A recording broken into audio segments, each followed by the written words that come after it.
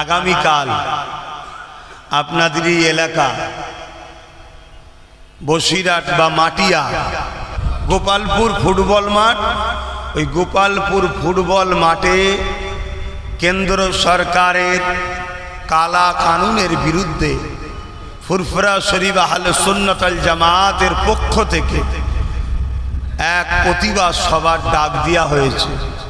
মসজিদ, মাদ্রাসা, কবরস্থান আমাদের ঐতিহ্য, আমাদের অধিকার বাঁচাবার জন্য এই ডাকে আপনাদের একটু যাওয়া দরকার আছে না নাই? 3টে থেকে শুরু হবে, ওই 4টে সাড়ে 4টে পর্যন্ত হবে।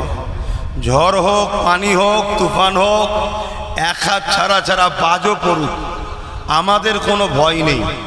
কেন আমরা আল্লাহর জন্য, এ জিন্দেগিটাও আল্লাহর। অতএব আপনাদের একটু হাজিরির আশা রাখছি। যাওয়া যাবে? একটুখানি বলুন না, যাওয়া যাবে? আল্লাহকে খুশি করে বলুন, লম্বা করে হাত তুলে। আমার ভাইয়েরা যারা রাস্তায় আছে, আপনারা তো দূরে রয়েছেন, একটু যাওয়া যাবে না? একটু হাত তুলে বলুন আগামীকাল।